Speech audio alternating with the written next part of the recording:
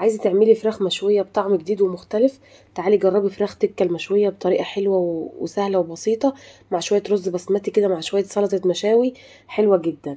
شوفي معايا الوصفه للاخر وتعجبك ان شاء الله. معايا هنا فرخه حوالي كيلو ونص، هكون غسلاها كويس، واهم حاجه حافظي على الجلد.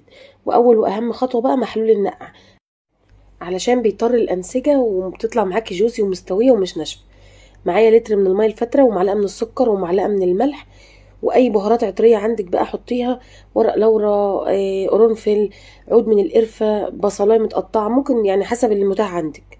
هسيبها في المحلول ده حوالي ساعتين، وهرجع لها بعد ما اعمل التتبيله بقى. معايا توم باودر، بصل باودر، مرقه دجاج فوريه، بابريكا، ملح، كزبره. اقلبهم كويس كده مع بعض، وانزل عليهم بكوبايه من الزبادي، وعصير ليمونتين كبار، ونص كوبايه من الزيت النباتي او زيت الزيتون، ومعلقه من الصلصه لو متاح.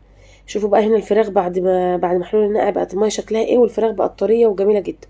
هسيبها في التتبيله ديت من ليله كامله، او اقل حاجه 4 ساعات. وفي شوايه زي دي كده هبدا، اهم حاجه حافظي على جلد الفرخه. هبدا احط معاها خضار بقى يتشوي كده، واكون مولعه الفرن الشوايه بس على اعلى درجه حراره، هدخل الفراخ تحت الشوايه على طول، في الرف اللي تحت الشوايه، على بال ما اعمل الرز البسمتي.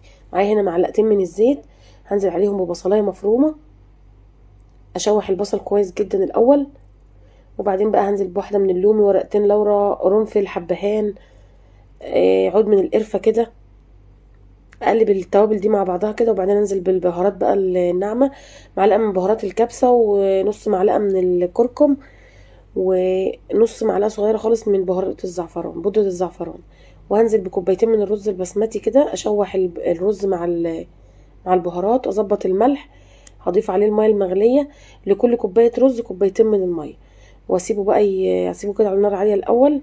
وهنا الفراخ اخدت لون كده، هبدا اقلبها على الوش التاني وادهنها من التتبيله. هبقى شايله شويه من التتبيله على جنب، وانغز الفراخ كده اثناء التسويه، وادهن كل شويه من التتبيله لحد ما بتستوي معاكي تماما، وبتطلع دايبه وحلوه جدا.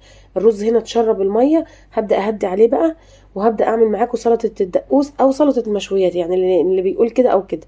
معايا بصل وتوم وطماطم وكزبره خضراء وعصير ليمونتين كبار، هخلطهم فرم متقطع كده، مش عايزاها ناعمه جدا. وابدا اظبط الملح بتاعها، واحط عليها نص معلقه من الكمون، واحط عليها ميه متلجه، يعني احط عليها ربع كوبايه ميه متلجه كده، وادخلها التلاجة تشرب من بعضها كده، بتبقى تحفه جدا. هنا الرز ما شاء الله طلع حلو جدا، جربوه بالطريقه دي وان شاء الله يعجبكم. الفراخ هنا معايا استوت تماما، هبدا اطلعها بقى واقدمها على الرز كده مع شويه كزبره خضراء. بجد الوصفه تستاهل انك تجربيها، لحمها طالع مستوي ومش ناشفه خالص،